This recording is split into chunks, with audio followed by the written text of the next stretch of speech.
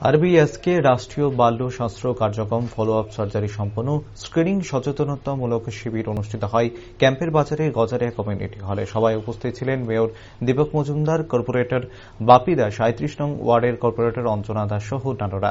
Mayor Dipak Majumdar বলেন, ভারত সরকারের স্বাস্থ্য ও পরিবার কল্যাণ দপ্তর জাতীয় স্বাস্থ্য মিশনের অধীনে রাষ্ট্রীয় বাল্য স্বাস্থ্য কার্যক্রম একটি উদ্ভাবনী ও উচ্চাভিলাষী উদ্যোগ, যা শিশু স্বাস্থ্য স্ক্রিনিং এর প্রারম্ভিক হস্তক্ষেপে পরিষেবাগুলোকে পরিকল্পিত করে ও প্রাথমিকভাবে শনাক্তকরণের একটি পদ্ধতি এবং সাথে যত্ন সহকারী চিকিৎসার ব্যবস্থা করা হয়।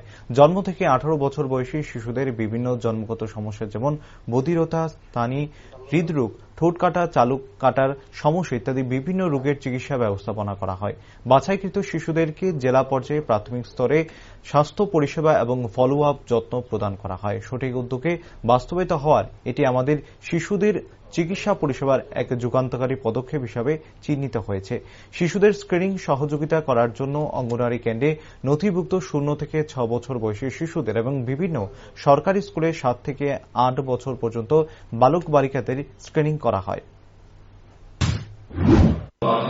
আমাদের ভারত সরকার, কেন্দ্রীয় সরকার বিশেষ করে 0 থেকে 18 বছর যারা বালক বালিকা আছেন তাদেরকে সুস্থ রাখার জন্য, যেহেতু তারাই আগামী দিনের আমাদের আগামী প্রজন্ম, আমাদের রাষ্ট্রের ভবিষ্যৎ, তারাই সমাজ এবং রাষ্ট্র নির্মাণ করবে, তাদেরকে সুস্থ রাখা অত্যন্ত প্রয়োজন। সেই হিসাবে আমাদের কেন্দ্রীয় সরকার এই স্কিম গ্রহণ করেছে। তারই অঙ্গ হিসাবে বিভিন্ন পর্যায়ে বিভিন্ন স্বাস্থ্যকেন্দ্রের উদ্যোগে এই ধরনের প্রোগ্রাম করা হচ্ছে।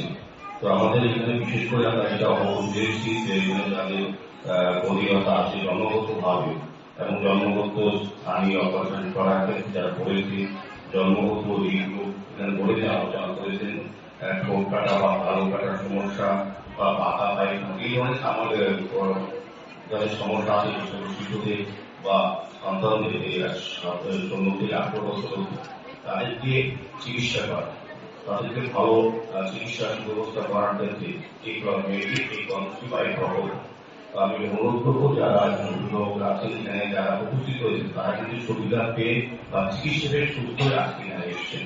উদ্দেশ্য একটি হচ্ছে যে উৎসাহিত করা যারা এই এলাকার বা এই শহরে বা রাজ্যের বিভিন্ন প্রান্তে আছেন, যাদের পরিবারের এই ধরনের সমস্যা আছে শিশুদের মধ্যে, তাদেরকে সুচিকিৎসা করা, সরকারি সুযোগ নেওয়া, বিভিন্ন পর্যায়ে বলা হয়েছে। আমাদের ম্যাডাম বলেছেন যে কোথায় যেতে হবে, কি চিকিৎসা কোথায় কোন সময় করা হয়, বিস্তারিত আলোচনা করতে আমার মনে হয় চিকিৎসাকে